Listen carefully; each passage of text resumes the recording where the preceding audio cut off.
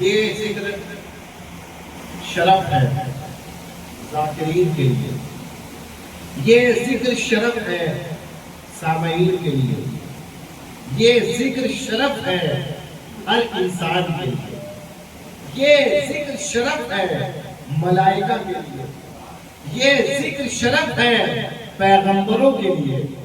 تمام کائنات کی مخلوقات جس ذکر کو اپنے لیے شرف سمجھے اسے ذکر حسین علیہ السلام ہے۔ کوئی اور ذکر ایسا نہیں ہے کہ جسے اتنے شرف کے ساتھ ہے۔ ہر مخلوق اپنے لیے اور ہر مخلوق اپنی زندگی کے لیے لازم سمجھے، ضروری سمجھے۔ یہ فقط ذکر حسین ہے۔ ذکر حسین عبادت ہے، یقیناً مجلس عبادت ہے، عزاداری عبادت ہے، یہ ذکر، یہ فضائل، یہ مسائل عبادت ہے۔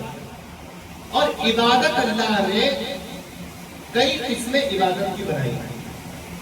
ایک عبادت ابھی آپ نے کچھ دیر پہلے کی جس کا نام ہے نماز۔ نماز بھی ایک عبادت ہے۔ ایک عبادت سال میں ایک مہینے کرتے ہیں آپ، جس کا نام ہے روزہ۔ روزہ بھی ایک عبادت ہے۔ توجہ رکھیے گا کہ حسین کا ذکر باقی تمام عبادتوں سے کیسے ممتاز ہے۔ روزہ ایک مہینے اللہ کے لیے ہم نے رکھا، وہ بھی ایک عبادت ہے۔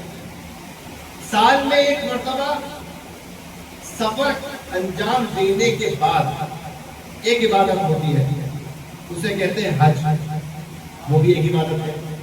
تمام چیزیں عبادت ہیں۔ اللہ نے عبادتوں کی کیٹیگری بنائی ہے۔ ہر عبادت کا اپنا مقام ہے۔ نماز کا اپنا مقام ہے، روزے کا اپنا مقام ہے، حج کا اپنا مقام ہے، لیکن یہ تمام عبادتیں ایک طرفہ عبادت ہے، دو طرفہ نہیں ہے۔ میں مثال کے ذریعے سے واضح کروں، میں یہاں پر نماز پڑھوں یا آپ یہاں پر نماز پڑھیں، ثواب کس کو ملے گا؟ آپ کو ملے گا۔ لیکن اگر میں آپ کی نماز کو دیکھتا رہوں بیٹھ کر تو کیا مجھے بھی ثواب ملے گا؟ مجھے بھی نماز پڑھنے کا ثواب چاہیے۔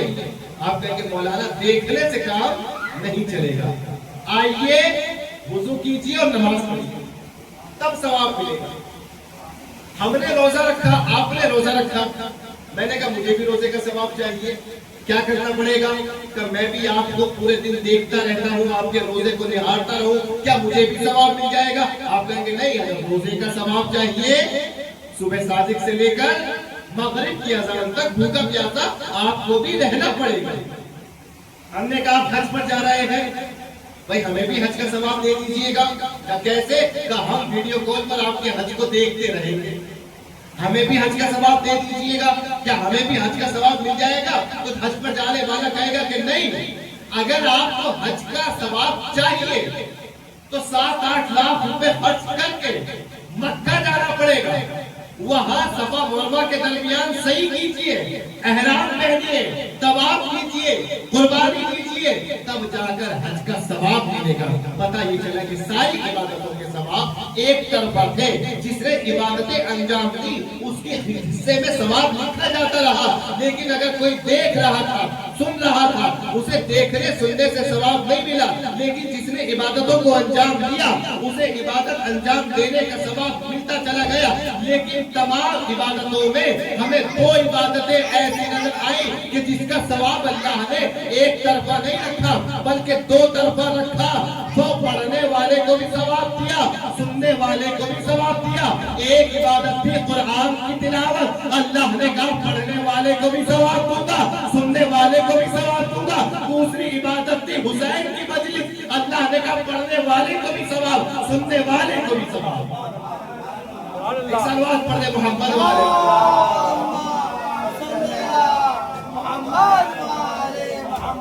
یہاں قرآن کی تلاوت ہوئی، ہم نے کہا کیا ہمیں قرآن کی تلاوت کا ثواب ملے گا؟ ہم پڑھ نہیں سکتے، وہی شریعت نے آگے کہا، حدیثوں نے آگے کہا، قرآن نے آگے کہا۔ بسم اللہ الرحمن الرحیم۔ وَإِذَا قُرِئَ الْقُرْآنُ، جب قرآن پڑھا جائے، وَأَنصِتُوا لَهُ وَاسْمَعُوا، تو خاموش ہو جاؤ اور اس قرآن کو سنو. لعلکم ترحمون، لعلکم ترحمون، شاید تمہیں اللہ ثواب دے دے، تم پر اللہ اپنا رحم نازل کر دے. اس کا مطلب قرآن پڑھنے والے کو بھی ثواب ہے، قرآن کی تلاوت سننے والے کو بھی ثواب ہے. اور دوسری عبادت امام حسین کی مجلس. ایک صلوات پڑھے محمد والا.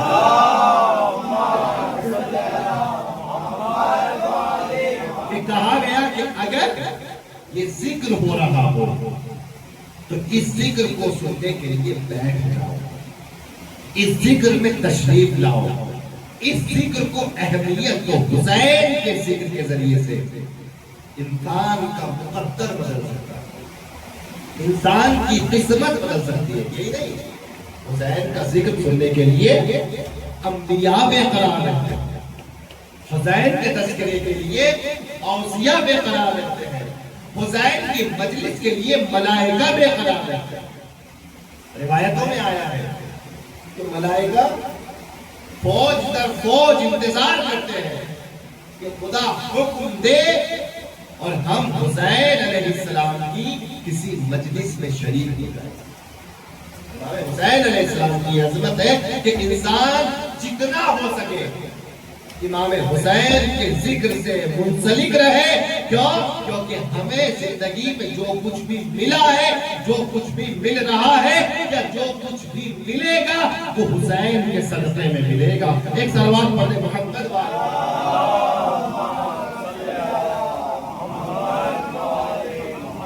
یہ امام حسین علیہ السلام کی عظمت ہے.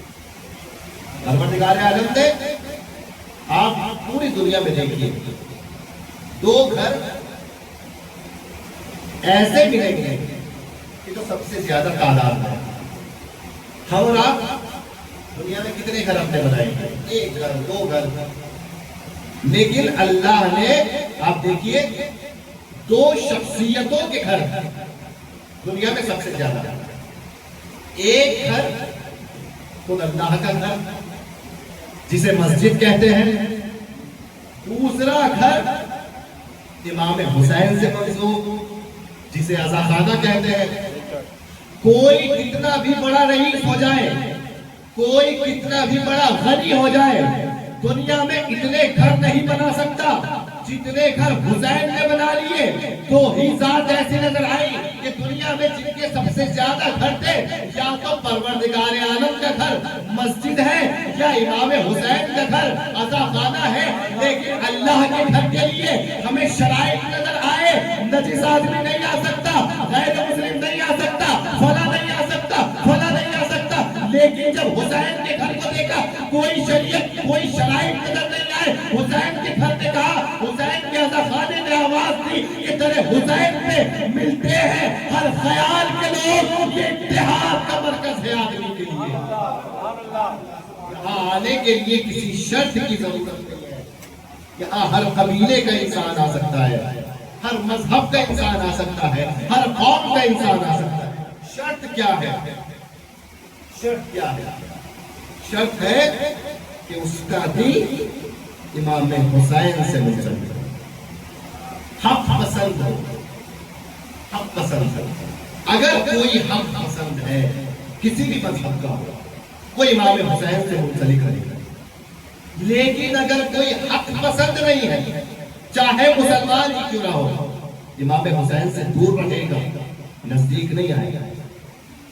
اسی لیے عزیزان محترم کسی شاعر نے کہا کہ پہلے اپنا لو ذرا سیرت و کردار حسین.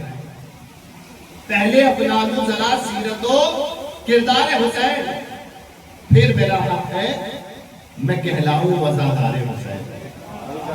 عزادار کہلانے کے لیے اعلان نہیں کرایا جاتا میں عزادار ہوں، میں عزادار ہوں، میں عزادار ہوں، بلکہ انسان اپنے کردار میں حسینیت کو ڈھال لے. زمانہ خود کہتا نظر آتا ہے یہ عزادار ہے، یہ عزادار ہے. یہاں کہنا نہیں پڑتا میں عزادار ہوں. عزادار ہونے کی علامت فقط کالا لباس نہیں ہوتا، عزادار ہونے کی علامت حسینی کردار ہوتا ہے. عزادار ہونے کی علامت کربلا والا کردار ہوتا ہے. اور سب سے بڑی بڑی چیز جو ہمیں حسین نے سکھائی ہے وہ یہی سکھایا ہے کہ کیسے حسینی بنا جائے، کیسے اپنے کردار کو بدلا جائے، کیسے زمانے کے سامنے اپنے آپ کو ایسا دکھایا جائے کہ جیسے حسین نے دکھایا۔ ہمیں ملا کیا حسین سے 1400 سال میں؟ یہ دنیا سوچ رہی تھی کہ ہمیں کچھ نہیں ملا، زمانہ سمجھ رہا تھا ہمیں کچھ نہیں ملا حسین سے۔ ہم 1400 سال سے بیٹھ کر ایک گوشے میں 1400 سال پہلے ہوئے مظالم پر آنسو بہاتے ہیں۔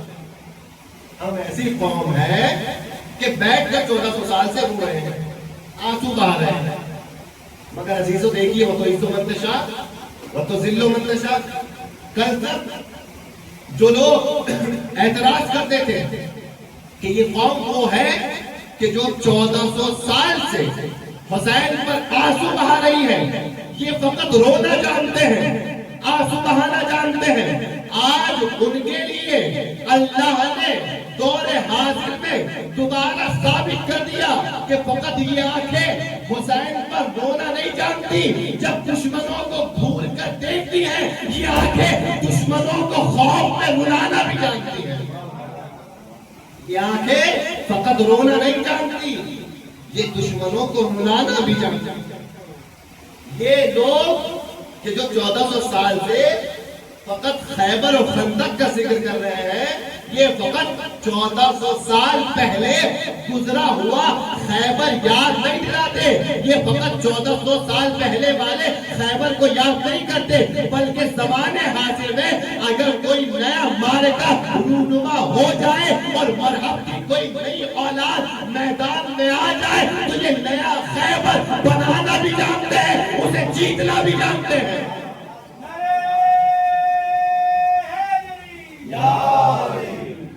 یہ 1400 سال پہلے جو حادثے ہوئے ہیں فقط اس کو یاد نہیں کرتی ہے قوم، ان حادثوں سے اپنے آپ کو اس قابل بنایا ہے اس قوم کہ حوادث زمانہ کے سامنے اپنے آپ کو کھڑا کر سکے۔ آپ دیکھیے رونے والے سب سے آگے نظر آ رہے ہیں اور بدعت کہنے والے پیچھے ہیں، بدعت کہنے والے پیچھے ہیں، غم بنانے والے آگے ہیں، غم کو بدعت بتانے والے پیچھے ہیں، عزاداری کرنے والے آگے ہیں، عزاداری سے روکنے والے، عزاداری پر فتوے لگانے والے پیچھے ہیں۔ آج بھی زمانے کو بتا دیا، کیا بتایا؟ مرجعیت نے بتایا کہ ہم فقط کربلا کو رسمن نہیں نبھاتے، ہم کربلا سے سیکھتے ہیں کہ کیسے اپنے زمانے میں اپنی ذمہ داری کو ادا کریں۔ جن کے پاس کربلا نہیں تھی انہوں نے کچھ نہیں سیکھا، اور کیونکہ کچھ سیکھا نہیں تو کچھ کیا نہیں۔ کچھ کرنے کے لیے کچھ ہونا چاہیے رول ماڈل کے طور پر، لیکن ہم نے کربلا سے سیکھا تو کربلا سے سیکھ کر ہم نے زمانے کے اس وقت میں زمانے کے یزید کے مقابلے میں قیام کیا، زمانے کے فرعون کو للکارا۔ کیوں؟ کیونکہ ہم نے کربلا سے سیکھا۔ ساری دنیا نے آج ایک زبان ہو کر کہا کہ آج ساری دنیا کے مسلمانوں کو عزت ایران نے دی، سب نے ایک زبان ہو کر کہا ساری دنیا کو مسلمانوں کو عزت ایران نے دی۔ آپ آج کسی سے بھی پوچھ لیجئے، کسی بھی مذہب کا ہو، کسی بھی فرقے کا ہو، مسلمانوں میں کسی بھی فرقے کا ہو، آپ پوچھئے کہ موجودہ زمانے میں آپ کی عزت کو کس نے بچایا؟ کہے گا ایران نے بچایا۔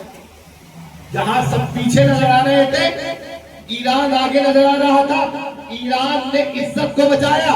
لیکن اگر ایران سے پوچھیں گے کہ آپ نے کیا سارے زمانے کی عزت کو آپ نے بچایا، سارے مسلمانوں کی عزت کو آپ نے بچایا، ایران کہے گا ہم نے کچھ نہیں کیا، جو کمال تھا وہ حسین کا کمال تھا، حسین کی عزاداری کا کمال تھا۔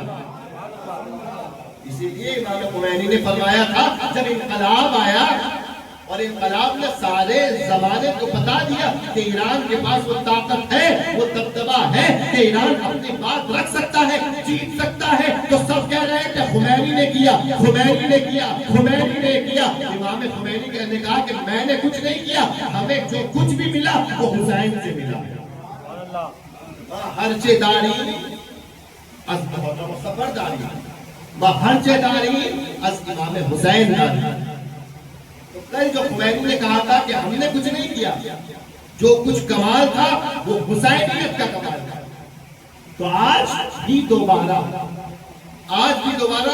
زمانے نے آئینہ دکھایا ہے ہر فرقے اور ہر مذہب کے انسان کہ آج بھی اگر حق کے راستے کو ڈھونڈنا ہے، اگر حق کے راستے کو تلاش کرنا ہے تو ایک ہی راستہ کربلا کا راستہ، دوسرا کوئی راستہ نہیں.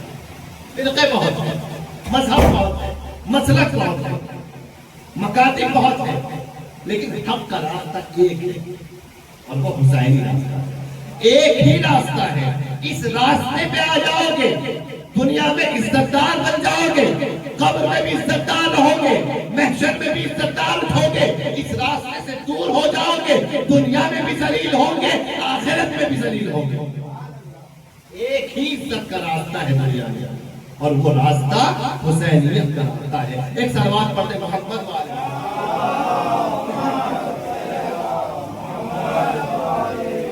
ہو سکتا ہے کوئی کہے کہ حسین نے ہمیں کیا دیا، ہو سکتا ہے کوئی یہ پوچھے حسین نے آپ کو کیا دیا. ہم یہی کہیں گے ہمیں جو کچھ بھی دیا وہ حسین نے، جو کچھ دیا وہ حسین نے. اسی لیے عزیزو جس آیت کی میں نے تلاوت کی بڑی اہم آیت ہے.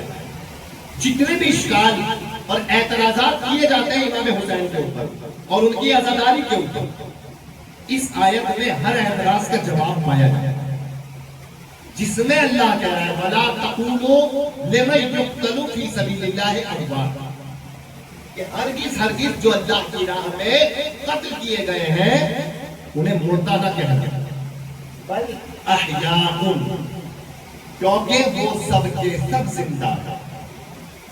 ہر اعتراض کا جواب موجود ہے.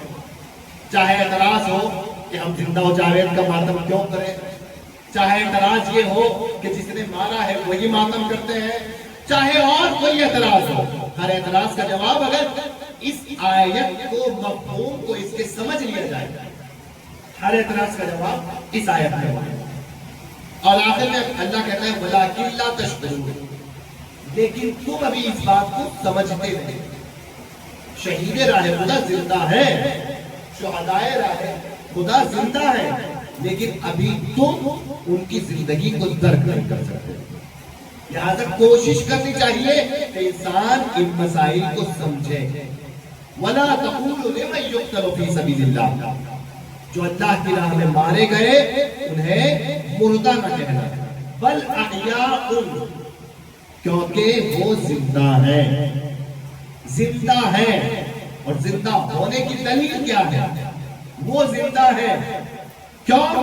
اس لیے کہ دین زندہ ہے تو وہ بھی زندہ ہے، نمازیں زندہ ہے وہ بھی زندہ ہے، حج زندہ ہے وہ بھی زندہ ہے، قرآن زندہ ہے وہ بھی زندہ ہے، کتاب زندہ ہے وہ بھی زندہ ہے، کعبہ زندہ ہے وہ بھی زندہ ہے، عدل و انصاف زندہ ہے تو شہداء بھی زندہ ہے.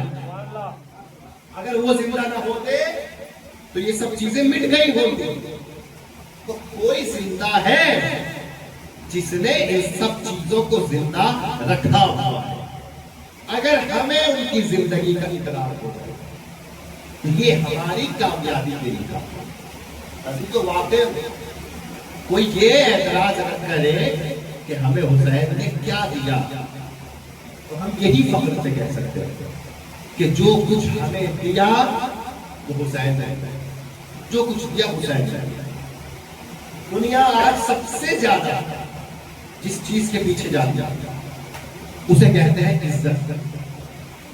عزت ہر کوئی کمانا چاہتا ہے مگر راستے الگ الگ ہیں.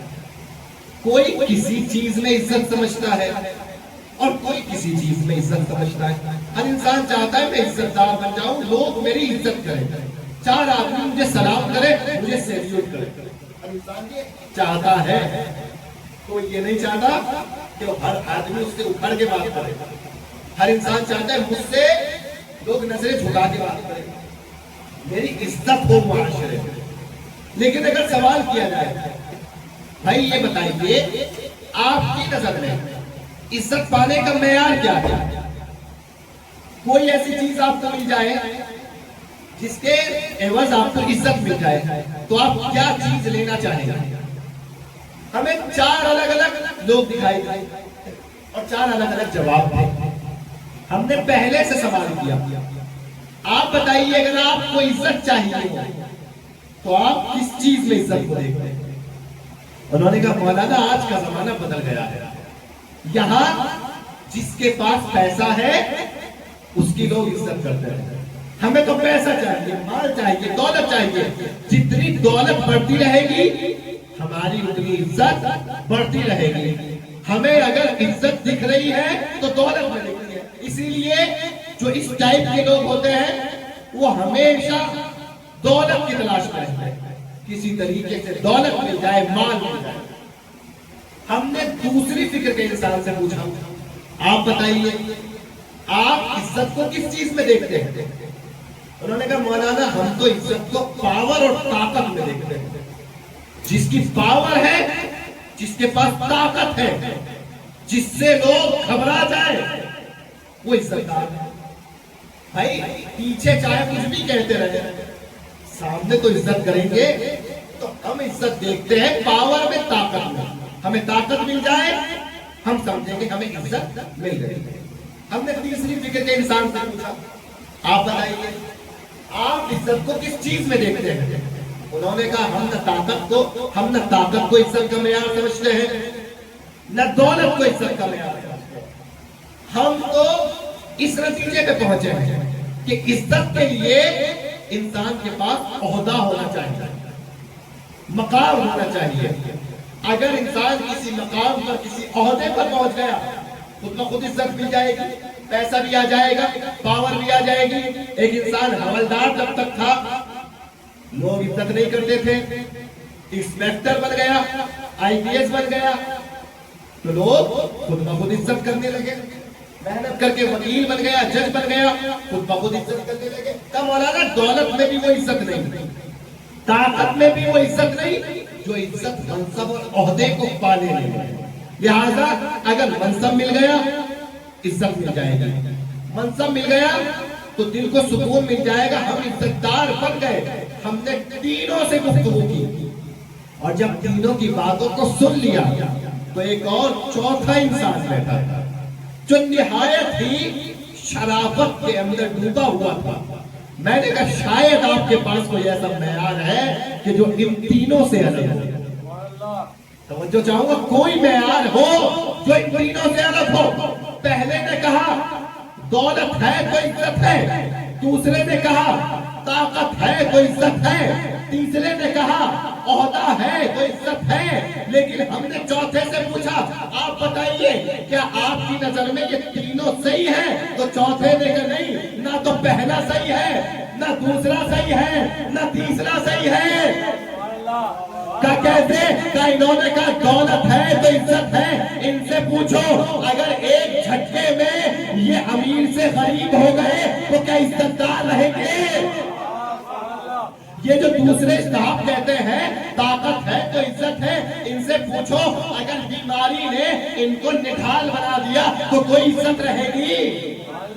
ان سے پوچھو یہ جو کہتے ہیں اگر منصب ہے تو عزت ہے، اگر ایک جھٹکے میں ان کو ان کی کرسی سے اتار دیا گیا تو کوئی عزت کرے گا؟ تو تینوں نے کہا ہاں ان کی بات صحیح ہے، جب تک دولت رہے گی عزت رہے گی، جب تک طاقت رہے گی عزت رہے گی، جب تک مقام رہے گا عزت رہے گی. تو ان سے پوچھا آپ بتائیے آپ کی نظر میں عزت کیا ہے؟ کہ میری نظر میں عزت وہ عزت ہے جو ایک بار جب آ جائے تو میرے پاس سے واپس نہ جائے. دولت چلی جائے گی، طاقت چلی جائے گی، مقام و عہدہ چلا جائے گا، مجھے یہ عزت نہیں چاہیے. تو کون سی عزت چاہیے؟ کہ میرے پاس اپنا ایک عزت کا معیار ہے، اس کا نام ہے کربلا. اگر کربلا والے بن جاؤ گے تو عزت دار کہلاؤ گے.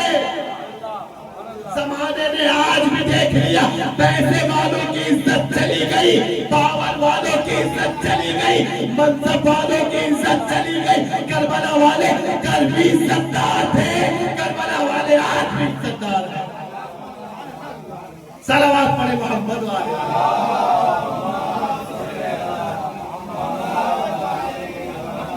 الحمدللہ ہمیں جو عزت ہے یہ حسین نے دی تھی، کوئی وہ عزت ہم سے چھین نہیں پایا. کل بھی وہ عزت ہمارے پاس تھی، آج بھی وہ عزت ہمارے پاس. نہ کل ہم نے کسی ظالم و جابر کے سامنے سر جھکایا تھا، نہ آج ہم نے کسی باطل کے سامنے گھٹنے ٹیکے. ہے آج بھی عزت ہمارے پاس، ہے آج بھی وہ وقار ہمارے پاس. یہ وقار حسین کی وجہ سے، یہ وقار کربلا کی وجہ سے ہے، یہ وقار حسینیت کی وجہ سے ہے. تو ایک جملہ میں نے کہا تھا، دنیا میں بہت سے فرقے مل جائیں گے مسلمانوں میں، بہت سے مکاتب مل جائیں گے، بہت سے مذاہب مل جائیں گے، یہ ظاہری نظر ہے.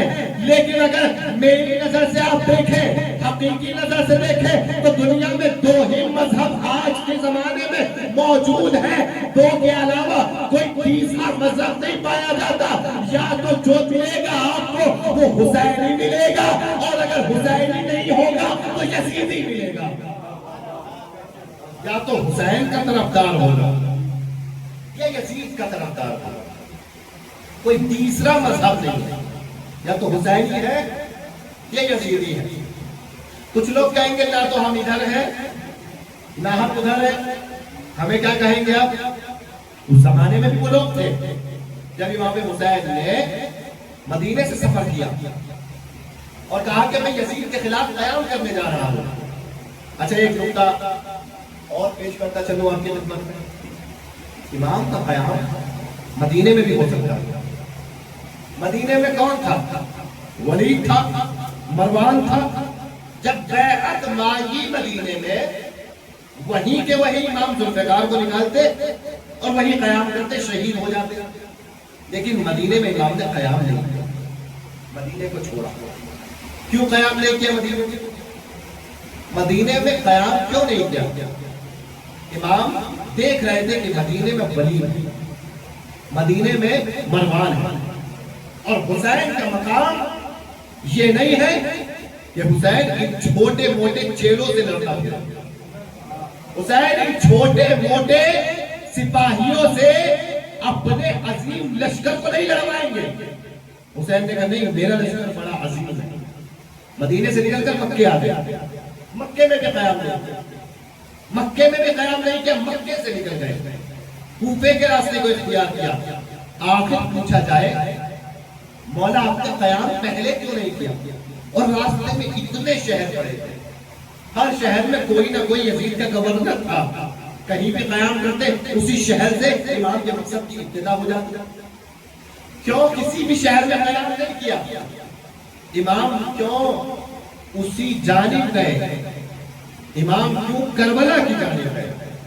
عزیزان محترم، آپ جب امام کی شان کو دیکھیں گے اور اس گھرانے کی شان کو دیکھیں گے تو جو کمال علی میں موجود تھا وہی حسین میں موجود تھا. جو کمال رسول میں موجود تھا وہی حسین میں موجود تھا. رسول خدا اور مولائے کائنات جب بھی جنگ کرنے کے لیے نکلتے تھے، خیبر میں ہو، خندق میں ہو، کسی چھوٹے موٹے سپاہی کے پیچھے نہیں جاتے تھے. مولا علی نے جب بھی مارا ہے، جب بھی واصل جہنم کیا ہے، اس زمانے کے عرب کے نام پر مشہور بہادر شجاع ترین مرد کو مارا ہے. کبھی مرہم کو مارا، کبھی اندر کو مارا، عمر ابن عبدود کو مارا. امام کبھی عام لوگوں کے پیچھے نہیں گئے، امام ہمیشہ اس کے پیچھے گئے جس کو امام نے کفر کا سرغنہ سمجھا. امام حسین بھی بتانا چاہتے تھے میں نہ ولید سے لڑوں گا نہ مروان سے لڑوں گا، میں ڈائریکٹ مستقیم یزید سے مقابلہ کروں گا، سیدھا یزید سے مقابلہ کروں گا، ان سے نہیں لڑوں گا. میں یہ سب یزید کے چیلے ہیں، یزید کے گورنر ہیں. اصل قیام میرا یزید کے خلاف ہے، میں یزید کے خلاف نکلوں گا. اور آج بھی آپ زمانے سے جب پوچھیں گے تو آج بھی ہماری قوم، آپ دیکھیں گے ہماری قوم کسی چھوٹے موٹی طاقت سے نہیں بھڑ رہی ہے. کل بھی ہم کسی چھوٹی موٹی طاقت سے نہیں بڑے تھے. 70 ملکوں پر جس کی حکومت تھی, کل حسین اس یزید سے ٹکر لینے کربلا میں پہنچے تھے. آج بھی حسین والے کسی چھوٹے موٹے ملک سے نہیں بھرے. آج بھی حسین والوں نے ٹکر اس سے لی جسے ساری دنیا نے سپر پاور مانا ہوا تھا. حسین والوں نے اسے گھٹنے ٹیکنے پہ مجبور کر کے بتایا تم اسے سپر پاور سمجھتے ہو, ہم اللہ کو سپر پاور مانتے ہیں. آج بھی حسین نے ہماری قوم کے اسی معیار کو باقی رکھا. آج بھی امام نے ہماری قوم کی اس عزت کو باقی رکھا. امام کیا کچھ امام نے ہمیں عطا کیا. امام حسین کی وہ ذات کہ سب کچھ ہمیں حسین نے دیا. عزت حسین سے ملی, دولت حسین سے ملی, نام و رتبہ حسین سے ملا, صبر حسین سے ملا, عبادتوں کا سلیقہ حسین سے ملا, شریعت حسین سے ملی, قرآن حسین سے ملا, کعبہ حسین سے ملا, دین حسین سے ملا, قرآن حسین سے ملا, مذہب کے احکام حسین سے ملے, دولت حسین سے ملی, عزت حسین سے ملی, برکت حسین سے ملی, جنت حسین سے ملی. جنت حسین سے ملی. ہمارے درمیان اور باقی لوگوں کے درمیان ایک بنیادی فرق پایا جاتا ہے. جو مرنے کے بعد جنت کے دیدار کی تمنا کرے وہ کوئی اور ہوتے ہیں جنہیں حسین زندگی میں فرش عذاب پہ جنت دکھا دے, انہیں حسینی کہتے ہیں. ہمیں جنت دیکھنے کے لیے مرنے کا انتظار نہیں کرنا پڑتا. حسین کہتے ہیں اگر جنت دیکھنی ہو کربلا چلے آؤ, یہاں بھی جنت دکھا دوں گا, اور اگر کربلا آنا ممکن نہ ہو تو اپنے محلے کی فرش عزا پر چلے آیا, میں تمہیں وہاں جنت دکھا دوں گا. تو آپ جس عظیم فرش پر بیٹھے ہوئے ہیں, یہ لفظاً تو فرش ہے, حقیقتاً یہ عرش معلیٰ کے برابر ہے. حقیقتاً عرش معلیٰ کے برابر ہے. بس عزیزان برابر یہ امام کی عظمت ہے. سب کچھ امام حسین نے ہمیں دیا. اور یہ جو جنت کی بات آتی ہے بعض موقعوں پر, کہ امام حسین نے جنت کا وعدہ کیا ہے اپنے عزاداروں کے لیے. جنت کا بعض لوگ اس پر ایک شک بھری نگاہ سے دیکھتے ہیں. خود جیسے روایت پائی جاتی ہے من بقا علی حسین اور تباہ کا وجب له الجنہ. روایت کا لفظ جو حسین پر روئے یا رونے جیسی شکل بنا اس پر اللہ جنت کو واجب کرتا. یہ وہ حقیقت ہے جسے سمجھنے کے لیے بڑی فکر کرنے کی ضرورت ہے. حسین کی محبت البتہ انسان کو عمل سے دور نہیں کرتی. حسین کی محبت انسان کو باعمل بناتی ہے, با کردار بناتی ہے. حسین کی محبت انسان کو نمازی بناتی ہے, قاری قرآن بناتی ہے, حافظ قرآن بناتی ہے. یہ تمام حقائق ہیں. لیکن یہ حقیقت جو فرزند رسول امام جعفر صادق علیہ السلام کی زبان سے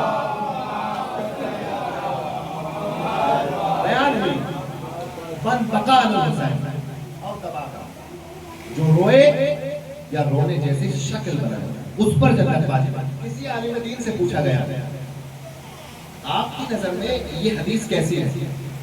انہوں نے کہا درست ہے, صحیح. امام معصوم نے ارشاد فرمایا, کہا لیکن کیسے ہو سکتا ہے ایک معمولی سا انسان کو جنتی بنا دے, کیسے ہو سکتا ہے؟ تو اس عالم دین نے جواب دیا کہ تم فقط یہ سوچ رہے ہو کہ حسین کے غم میں نکلنے والا آنسو کسی مومن کو جنتی کیسے بنا سکتا ہے. میرا عقیدہ یہ ہے کہ اگر اس ایک آنسو کو اللہ جہنم کے اوپر قرار دے دے تو جہنم کی آگ ٹھنڈی ہو جائے. ایک آنسو کی عظمت یہ ہے کہ مکمل جہنم کو خاموش کر سکتا ہے. اس میں معرفت کے مرحلے ہیں کہ کیسے یہ رونا انسان کو جنتی بنا سکتا ہے. آپ دیکھیں آپ کے محلے میں الیکشن ہو، ابھی بہار میں الیکشن ہو رہے ہیں، ہر جگہ جہاں بھی الیکشن ہوتے ہیں، گاؤں میں پردھانی کے الیکشن ہے یا شہروں میں نگم پارشد کے ودھایک کے الیکشن ہے. آپ نے اگر کسی پارٹی کے لیے زحمت اٹھائی، آپ نے کسی اگر کینڈیڈیٹ کے لیے محنت کی ہے، تو وہ کینڈیڈیٹ آپ کی محنت کو دیکھتا ہے. وہ کیا کہتا ہے؟ بھائی یہ صاحب تھے، انہوں نے بہت محنت کی میری پارٹی کے لیے، انہوں نے ریلیوں میں شرکت کی، نعرے لگائے، بہت کام کیا بیچاروں نے. تو کینڈیڈیٹ محنت کو دیکھتا ہے، اور جب دیکھتا ہے تو جب جیت جاتا ہے تو اگر زندہ ضمیر انسان ہے تو اس کے دل میں ایک بات آتی ہے، پوری کرے نہ کرے اس کی مرضی. ایک بات آتی ہے کہ اس نے بڑی محنت کی ہے میرے لیے، کبھی اگر اس کا کوئی کام پڑ گیا میں ضرور اس کے کام کروں گا. یہ بات اس کے ذہن میں آئے گی، دل میں آئے گی کہ اس بندے نے بڑی محنت کی ہے. ولو کچھ دنوں کے لیے، کتنے دن کی الیکشن ہوتے ہیں، تیاریاں ہوتی ہیں، 10 دن 15 دن، اس نے 10-15 دن میرے لیے محنت کی ہے. اس کو اگر ضرورت پڑی میں کوشش کروں گا کہ اس کی مشکل کو آسان کر دوں. جب معمولی سا محلے کا جیتنے والا کینڈیڈیٹ اگر زمین زندہ ہے تو یہ سوچتا ہے اس نے میرے لیے کچھ دن محنت کی ہے، میں اس کی مدد کروں گا. تو ہم نے تو بچپن سے جب سے ہوش سنبھالا، کبھی لوہے پڑے، کبھی مجلس میں بیٹھے، کبھی ماتم کیا، کبھی انجمن لگائی، کبھی تبرک بانٹا. تو وہ جو کائنات کا سردار ہے حسین، جسے سید الشہداء کہتے ہیں، کیا روز محشر وہ ہمیں دیکھ کے یہ نہیں کہیں گے اس نے بچپن سے میرے لیے زحمت اٹھائی، اس نے بچپن سے میرا ماتم کیا ہے، اس نے کچھ نہیں سیکھا. بولنا سب سے پہلے اس کی زبان پر نکلا وہ یا حسین کا لفظ تھا. اس نے پوری زندگی میرے لیے گزاری ہے. جو ایک معمولی سا کینڈیڈیٹ اپنے دل میں سوچتا ہے، کیا روز محشر عزاداروں کے لیے حسین نہیں سوچے؟ ہم نے پوری زندگی امام حسین کے لیے سفر. کوئی کتنا یاد بنائے گا کسی کی؟ ہم 2 مہینے حسین پر ہو گئے، 2 مہینے حسین پر ہو گئے. عزیزو، اچھے اور برے افراد ہر قوم میں آئے، اچھے اور برے لوگ. اسی طریقے سے ایران کے ایک شہر میں مجلس ہوئی، دیکھیے عزیزو کیسے تبدیل کرتی ہے حسین کی محبت اور کیسے جنتی بناتی ہے. کوئی نہ کوئی مرحلہ زندگی میں آ جائے گا جو ہر کی طرح ہمیں جنت کی طرف لے جائے گا. ایک مجتہد اپنے گھر میں امام حسین کی مجلس رکھا کرتے تھے، اور جب مجلس رکھا کرتے تھے تو لوگ آتے تھے، مسائل سنتے تھے اور چلے جاتے تھے.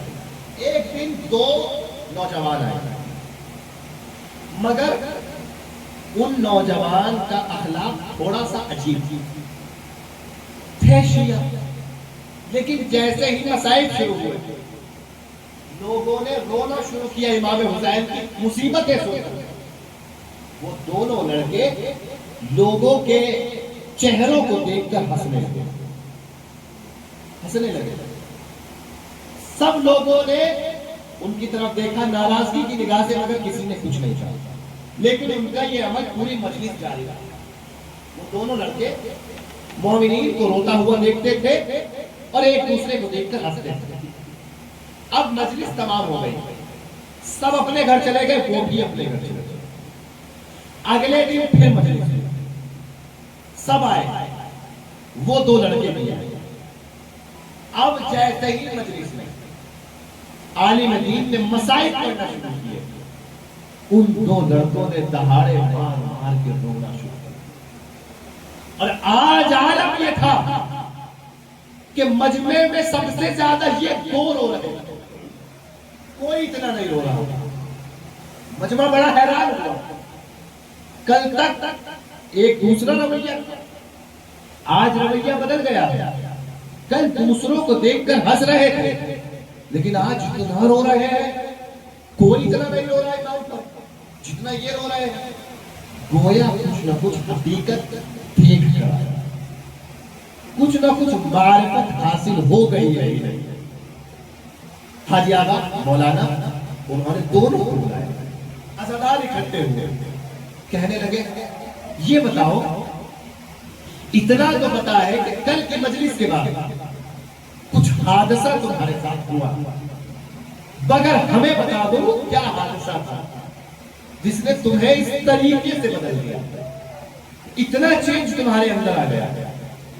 ان دونوں نے جواب دیا کہ جب ہم مجلس کے بعد اپنے گھر گئے، رات ہوئی، سو گئے، ہم دونوں نے خواب دیکھا. خواب میں روز محشر کو دیکھا.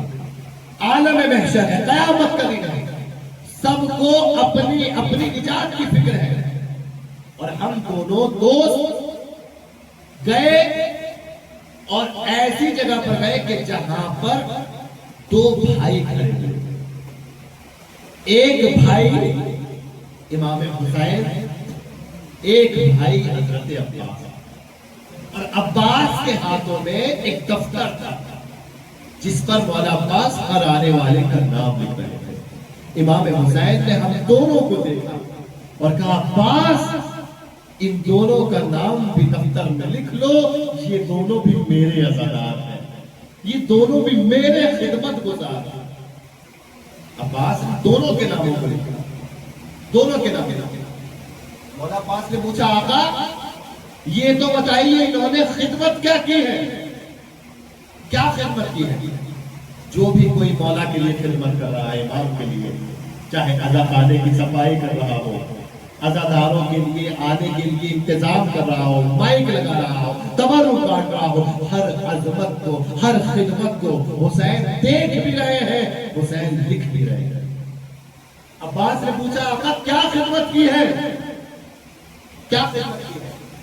مولا نے کہا جب یہ کل کی مجلس کے بعد میں عزا خانے سے باہر نکلے، میرے عزادار تبرک میں چائے پی رہے ہیں، اور چائے کے خالی گلاس انہوں نے سڑک پر پھینکے ہوئے تھے، بکھرے ہوئے تھے.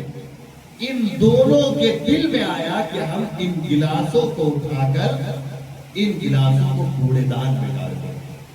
انہوں نے یہ ایک عمل کیا، اے عباس ان کے اس عمل کو لکھ لو، میرا دل ان کے عمل سے راضی ہو گیا. عزیزان محترم کتنا حسین ہماری خدمتوں کا لحاظ کرتے ہیں. جب وہ دونوں روتے روتے اٹھے اور ایک دوسرے سے اپنے خواب کو بیان کیا، اب خواب کو بیان کرنے کے بعد کہتے ہیں کہ جب ہم بے عمل ہو کر معمولی سی خدمت کر رہے ہیں تو حسین اس خدمت کو ٹھکرا نہیں رہے، اسے بھی قبول کر رہے ہیں. اگر ہم حسین کے حقیقی عزادار بن جائے، اگر ہم صاحب کردار بن جائے تو حسین ہمیں کتنا پسند کریں گے. اس بات کا سننا تھا. تمام مجمع میں آنسو بہانے لگے، لوگ رونے لگے کہ حسین واقعاً آج بھی ایک ایک عزادار کو دیکھتے بھی ہیں، اس کی خدمت کو قبول کرتے ہیں، اس کے نام کو درج کرتے ہیں. مگر عزیزان محترم کل 1400 سال پہلے سن 61 ہجری میں اسی حسین پر کیا غربت کا عالم تھا. اسی حسین نے حل من ناصر ینصرنا کی آواز بلند تو کی، ہے کوئی جو میری مدد کو آئے، ہے کوئی جو میری امداد کرے، مگر کسی نے حسین کی مدد نہ کی، کوئی حسین کی مدد کرنے نہ آیا.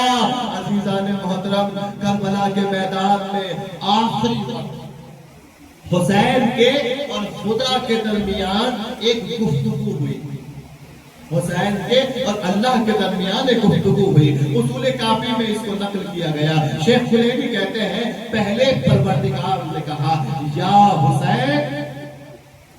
حسین وما حتمنا علیک القتال علیک الموت، اے حسین ہم نے ابھی تک تجھ پر موت کو واجب نہیں کیا. وما انزلنا علیک الشہادہ، اے حسین اب تک تجھے شہادت سے ہم نے سرفراز نہیں کیا. وَلَكَ الْخِيَارُ، اے حسین تیرا اب بھی اختیار ہے. جب حسین کو زخموں میں چوٹ دیکھا اللہ نے کہا حسین اب بھی تجھے اختیار ہے. میں کہوں گا اللہ نے اب کیوں کہا؟ عزیزو جب اپنے محبوب کو اتنی مصیبتوں میں اتنے زخموں میں ڈوبتا ہوا محب دیکھ لیتا ہے تو محب بھی تڑپ جاتا ہے. ایک مرتبہ نگاہ قدرت بھی بے چین ہوئی. نگاہ قدرت نے حسین سے کہا حسین وَلَكَ الْخِيَارُ، اے حسین اب بھی تجھے اختیار ہے.